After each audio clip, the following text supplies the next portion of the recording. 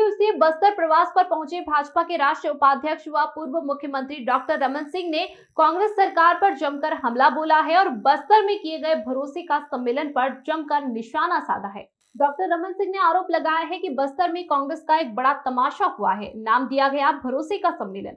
चुनाव के 6 महीने पहले क्या जरूरत पड़ गई कि 4.5 साल की सरकार को भरोसा दिलाने के लिए स्वयं दिल्ली जाकर प्लेन में बैठाकर प्रियंका गांधी को बस्तर की जमीन पर लाने का काम किया गया। इसके पीछे का क्या कारण है, इसे समझने की आवश्यकता है कि जो भरोसा राहुल गांधी ने 4.5 साल पहले दिलाया था वह भरोसा टूट चुका है। साथ ही उन्होंने और भी कई बातें कही और कहा कि आहता खोलकर गांव का वातावरण बिगाड़ रहे हो।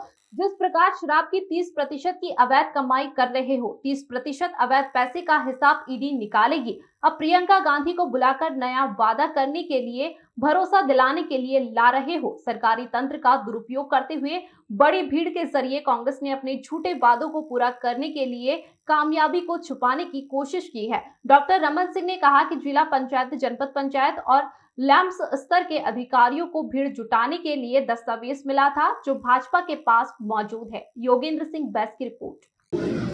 सीओ जिला पंचायत के लिखित सरकारी दस्तावेज है हमारे पास।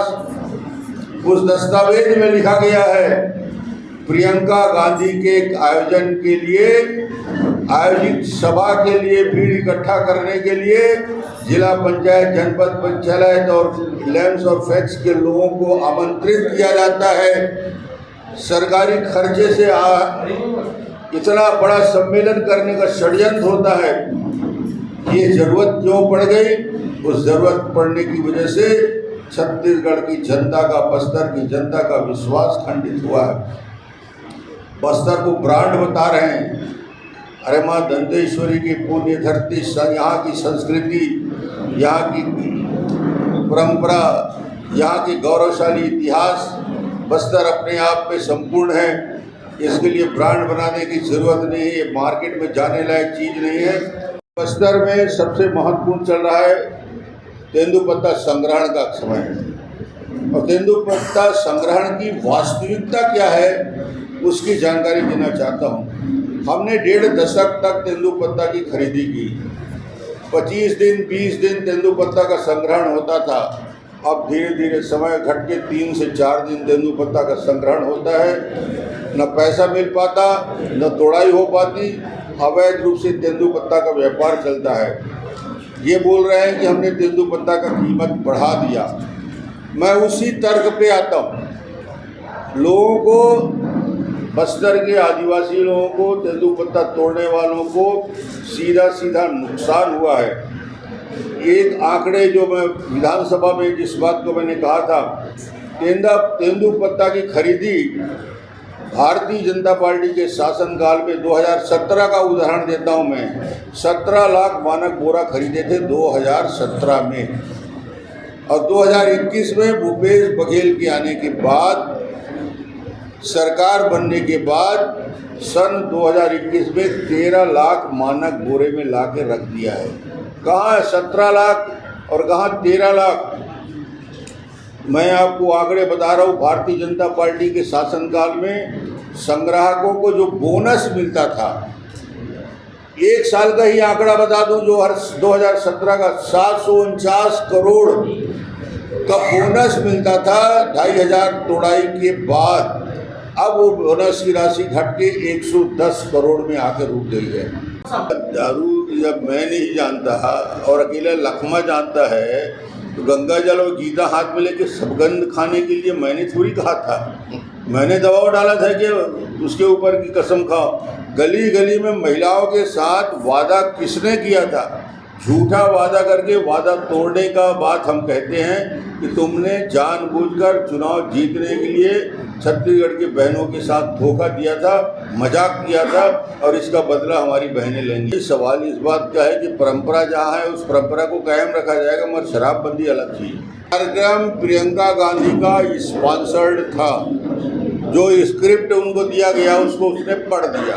उससे ज़्यादा उनको करना था ना कुछ करना। कौन सा पदाधिकारी है, कौन सा मंत्री है, कौन सा बड़ा पदाधिकारी है, क्या हैसियत है राष्ट्रीय स्तर की राजनीति में? मगर absurd कार्यक्रम था पूरा। कि लोगों को लगता है कि अंतर कलह इतना ज़्यादा बढ़ा हुआ है कि उस कलह वहाँ तक पहुँच चुका है, उसको सफाई देने के लिए प्रियंका गांधी को दिल्ली से जगदलपुर लाया गया। वो सिर्फ सफाई दे रही थी, जो कि सब कुछ होता है, सफाई दिया गया कि नहीं कुछ नहीं। पर कर नहीं रहे हो, आप अपने घर में बैठे हो, फोर्स को आदेश दे नहीं रहे हो, इसलिए मानसिकता उनका मनोबल बढ़ता जा रहा है। मगर कांग्रेस सरकार इस पूरे मामले में असफल रही है। भारतीय जनता पार्टी के शासनकाल में लगातार ऑपरेशन होते रहे, नए नए कैंप लगाने की हिम्मत भारतीय जनता पार्टी के शासनकाल में हुआ था और इनको बैकफुट में ले जाने का काम भी किया। आप लड़ोगे नहीं, अंदर जाओगे नहीं, तब तक इसका समाधान नहीं हो सकता है। इस बार का रिजल्ट 2003 और 2008 और 2013 का जो रिजल्ट आया था उससे बेहतर होगा। आज पूरी तरीके से ये सरकार सारे विकास काम ठप कर दिए हैं। डेवलपमेंट के सारे काम, सड़क, पुलिया, पुल, स्कूल, अस्पताल।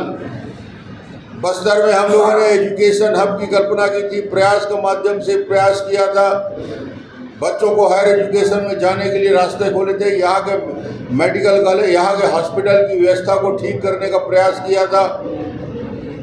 ये सारी व्यवस्था चरमरा गई है। अब तो सड़कों का मेंटेनेंस, यहाँ से सुकमा चले जाइए हालत ख़राब हो जाएगी। यहाँ से अलग अलग सड़कों में यदि आप गुजरेंगे, ग्रामीण क्षेत्र में सड़क में गड्ढे हो गए। सरकार ने आने के बाद नए सड़क निर्माण की बात तो छोड़ दीजिए, बस्तर में एनुअल रिपेयर के लिए भी पैसा नहीं दिया। जो भी काम चल रहा है वो सिर्फ नेशनल हाईवे में काम चल रहा है या एडीबी की सड़कों का काम चल रहा है। स्टेट बजट से कोई काम ये सरकार नहीं कर पा रही है। सभी मोर्चे में ये सरकार पूरी तरीके से असफल रही है।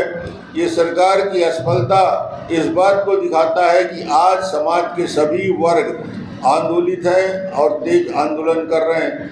भ्रष्टाचार में आकंठ डूबी सरकार, मुख्यमंत्री, मंत्री से लेकर नीचे स्तर तक, पटवारी से लेकर कलेक्टर तक, जिस सरकार में कलेक्टर एसपी के ट्रांसफर को ऑक्शन से आईपीएल की तरह बेचा जाता है, उस सरकार के प्रशासन और उस सरकार के काम करने के तरीके में कुछ बोलने की जरूरत ही नहीं हो सकती। पटवारी से कलेक्टर वसूल करके पैसा दे रहे हैं। ये स्थिति पूरे छत्तीसगढ़ में है और इसलिए भरोसे का सम्मेलन बुलाया जा रहा है। प्रियंका गांधी को बुला के बड़े बड़े सम्मेलन करके सरकारी खर्चे में आडंबर किया जा रहा है। भरोसा टूट चुका है भूपेश बघेल जी। 6 महीने बाद छत्तीसगढ़ की जनता कांग्रेस की सरकार को हटा देगी और फिर भारतीय जनता पार्टी की सरकार बनाने का मार्ग प्रशस्त होगा, मैं विश्वास के साथ कह सकता हूँ। यहाँ तो लॉ एंड ऑर्डर पूरी तरीके से ध्वस्त हो चुका है। बस्तर में नक्सलियों का आतंक फिर बढ़ता जा रहा है। भारतीय जनता पार्टी के 4 कार्यकर्ताओं की निर्मम हत्या हो गई। रोज कुछ न कुछ घटनाएं हो रही है और भूपेश जी बोलते हैं नक्सल से हम मुक्त होते जा रहे हैं। कहाँ से नक्सल की मुक्ति? पूरी बस्तर आज नक्सलवाद के अंकुश में, चपेट में जकड़ा हुआ दिख रहा है। जिस प्रकार नक्सलवाद को समाप्त की घोषणा करते हैं उसी दिन बड़ी घटना हो जाती है। कांग्रेस का एक बड़ा तमाशा हुआ, नाम दिया गया भरोसे का सम्मेलन। चुनाव के 6 महीने पहले क्या जरूरत पड़ गई कि 4.5 साल की सरकार को भरोसा दिलाने के लिए दिल्ली से प्लेन में बैठा के स्वयं जाकर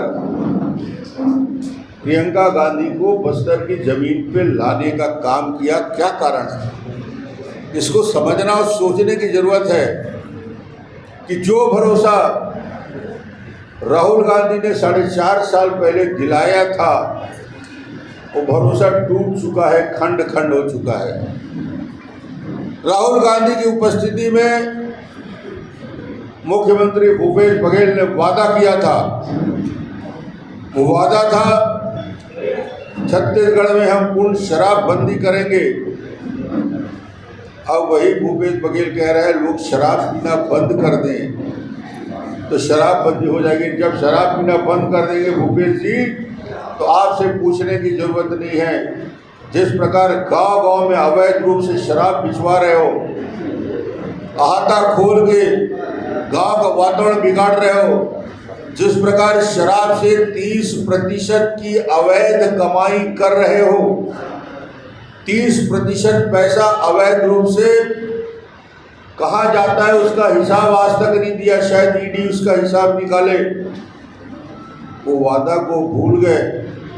अब प्रियंका को नया वादा करने के लिए, भरोसा दिलाने के लिए ला रहे हो। तुमने तो वादा किया था 10 लाख नवयुवकों को बेरोजगारी भत्ता देंगे। अब गिनती गिन रहे हो कि 10,000 दें कि 20,000 लोगों को दें कि 30,000 लोगों को दें। डिस्क्वालीफाई कैसे लोगों को करें, ज़्यादा से ज़्यादा निकालें कैसे। ये नवयुवकों का वादा था, फॉर्म भराया था आपने। 2 साल का बोनस देने की बात कही थी।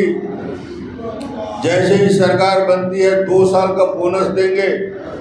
4.5 साल हो गए भूपेश जी, 2 साल का बोनस का पता नहीं, ठिकाना नहीं। सिर्फ पूरा पैसा बर्बाद हो रहा है गौठान पे। कोयले की हालत है, 25 रुपया की अवैध वसूली के लिए ईडी ने 600 करोड़ की अवैध संपत्ति जब्त कर दी है। ये हालत यदि छत्तीसगढ़ में है तो अब जरूरत पड़ता है प्रियंका गांधी को प्लेन में बैठा के लाया जाए और सरकारी ताकत लगा के भीड़ इकट्ठा किया जाए।